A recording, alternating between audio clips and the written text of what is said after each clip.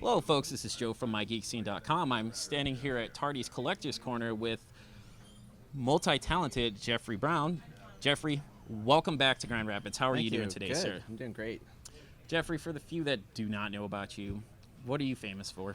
Well, most recently I'm famous for some Star Wars books, including Darth Vader and Son and Jedi Academy series. And before that, I was known primarily for some autobiographical indie comics that I've been doing, mostly about failed relationships, and then also some parody comics like Incredible Change Bots Incredible Change Bots 2 and 2 point something something. 2 point something something. Yeah.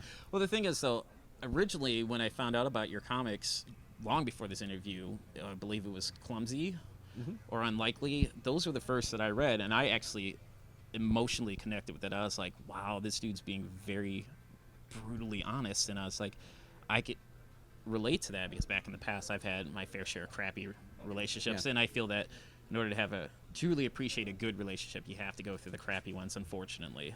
And for that, it's not necessarily a question, but thank you for at least writing those, because that really appealed to me on an emotional level, sir. Thank you. Yeah, no, I think with those books, it's not even so much just crappy relationships, but just normal. Like most relationships aren't successful. They aren't great. They aren't horrible. They're just there. And there's good things and there's bad things. And so I just wanted to get that kind of wallow in that reality of things and just the everyday ups and downs. And yeah, and I think sharing that in a way that maybe isn't shared a lot in, like, when you watch TV or movies. No, but thank you for that, sir. I mean, it really, that was just, like I said, it spoke to me. I mean, like, even like almost fanboying, like, oh, it's Jeffrey Brown. But no, thank you so much for those comics, and I have enjoyed the Star Wars comics as well. I was like, this dude is actually funny too when he wants to turn it on. So I think that's pretty cool. Well, obviously, when growing up, when I was doing research on you when you were growing up, some of your favorite comic strips were Calvin and Hobbes and The Far Side. Were there any stories or panels that stood out to you from memory? I mean, Calvin Hobbes, my favorite all-time strip, is one where Calvin comes up and to tell his parents that he wants a little brother, and they're like, "Oh, that's so sweet," and then he's like, "Yeah, I want someone small so I can beat them up." And that mix of, like, just like the sweetness and then just like this humor that's has such an edge to it, is something that I always appreciated about that strip. And The Far Side, it was just, I think, just something about how weird it could be. And I remember when I first started reading The Far Side, there was ones that I didn't get, and then, like, later on as I got older, rereading them and realizing just how funny it is. Yeah, I don't know if I could pick a specific one. I mean, but yeah, like, those two strips were big inspirations. Yeah. Do you have either one of the collections? Yeah, I have both the hardcover slipcase sets. Yeah, I do too. Yeah. I mean, those, especially the Calvin and Hobbes one, that's a solid 25 pounds right there. They are heavy. They are not the kind of books you want falling And over on your feet. the thing I like about those so much is when you go back and reread them as an adult, there's like so many things that would have went over a kid's head. Yeah. And thank you to Gary Larson and Bill Watterson for some excellent comics. Yeah. I mean, way ahead of their time and never replicated at Yeah. all. They can't be touched. All right, one of your interests was an author named Haruki Murakami. What is so appealing about him? The author of Norwegian Wood. Yeah, Norwegian Wood, and most recently, the colorless Tezuka. I think I've always been interested in, like, magical realism and, like, stories that are kind of somewhat grounded in reality but don't go all the way into the fantastic. So, like, I really liked Kafka, and I feel like Murakami has that too, where just taking the world around you and just making something innocuous seem really strange and almost disturbing in ways. And there's just something about just the interior life of the main characters that I appreciate in prose, where it's just characters that are just kind of going through, and seems like they're always trying to discover themselves in a way, and it in a way that lets the reader put themselves into their characters. Okay, since you've enjoyed Kafka, obviously the Metamorphosis, which, random question, have you ever watched that TV show called Home Movies I haven't. with Brendan Small? He created Metalocalypse as well. Okay. Well, during Home Movies, the band name Scob did a musical set to The Metamorphosis by Franz Kafka. So nice. it's actually Yeah. pretty funny. If you ever have the opportunity, just check out at least. It's just one episode. That I would recommend. So it will make you look at Kafka in a completely different way. All right, sir. I wanted to touch upon some projects that may or may not be in limbo. Will Music Saves My Life Every Day ever be made? I don't know.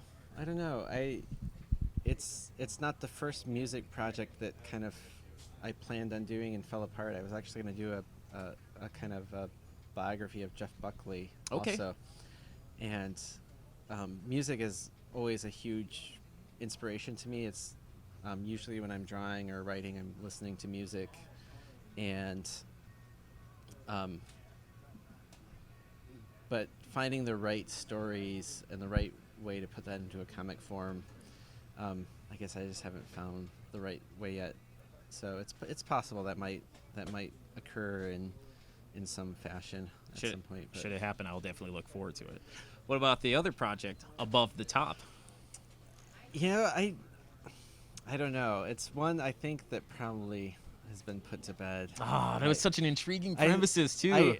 I maybe I'll do something with it if I get inspired. I think what happened with that one is actually the Star Wars books kind of came around at the time when I would have been working on it, and so it kind of got pushed aside. And then also just rewatching Over the Top a few times, I realized like it's almost self-parody already. So it was just some of the favorite things I wanted to put in the comic. It's like, well, I could just do a straight comic adaptation. It would be just as funny. Oh yeah, I can agree.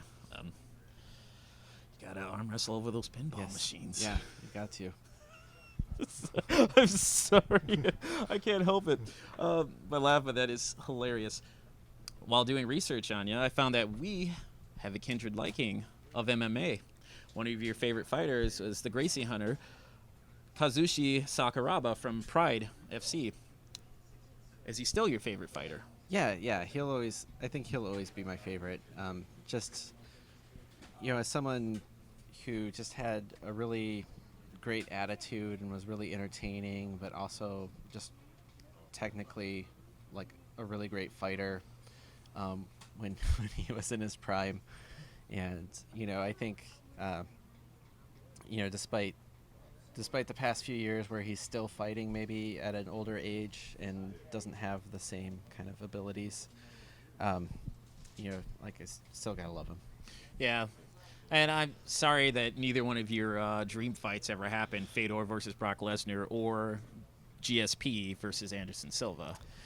I don't think either one of those are going to happen now, especially with the whole Anderson Silva. Yeah, I don't think so. Yeah, it's tough. I don't know. And then you've got, the things happening with the champions these days that are maybe not so great for setting up future great fights. But it is what it is. There's still lots of good fights out there.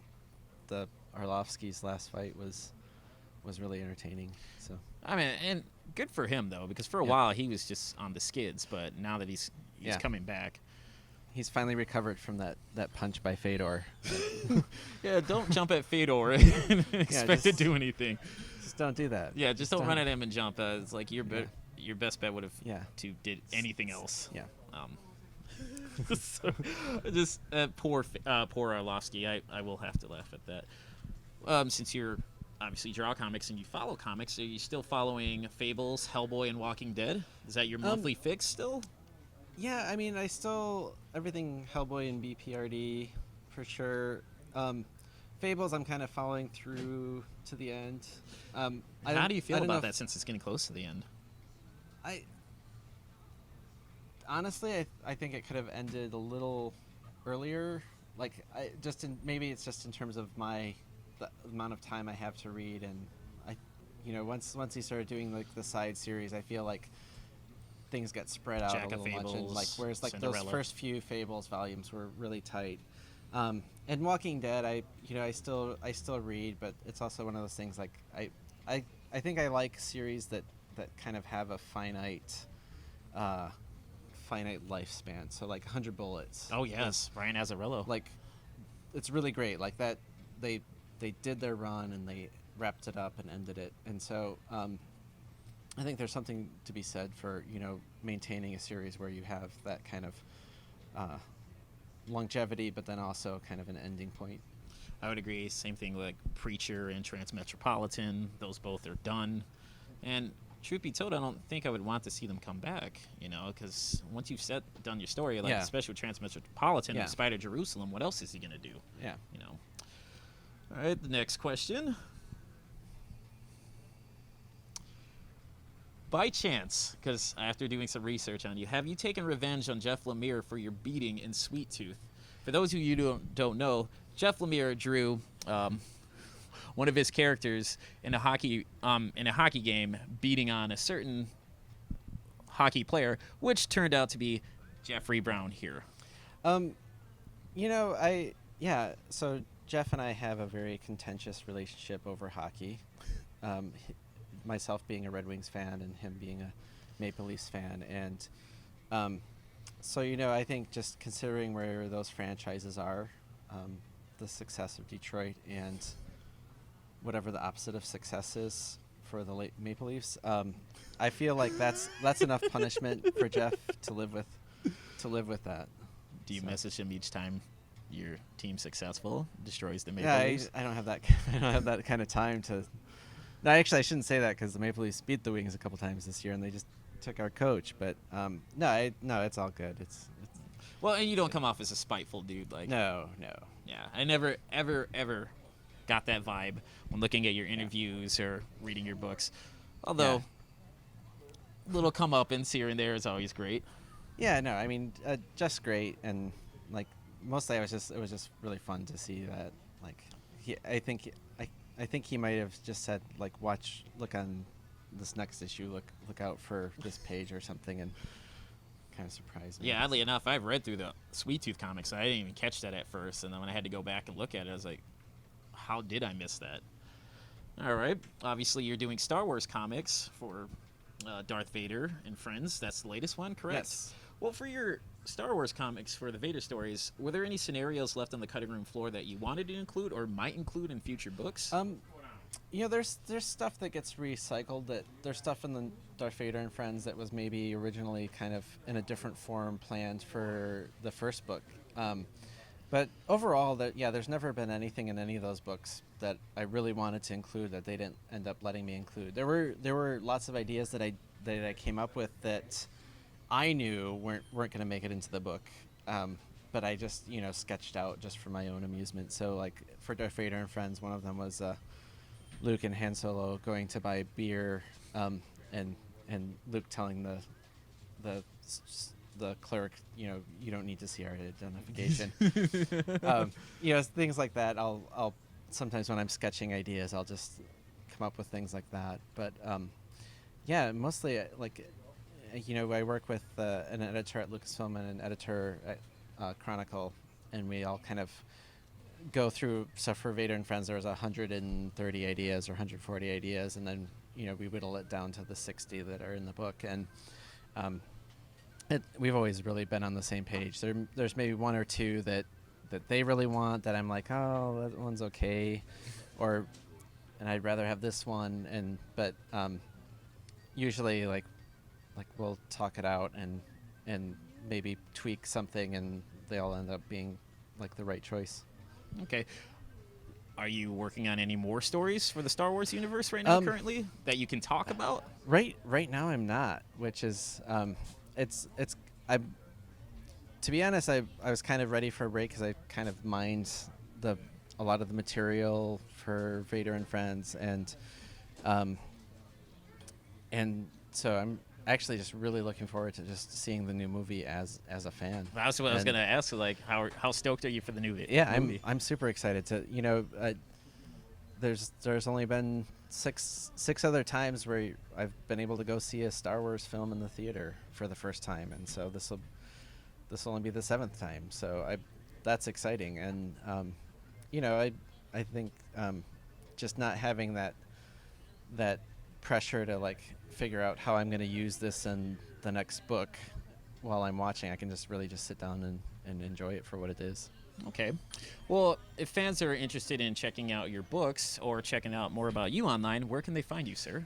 So my website is jeffreybrowncomics.com, and it's pretty utilitarian. It's just links to other places, and I have a blog, jeffreybrowncomics.blogspot.com, which I update a little more regularly with appearances and news and things.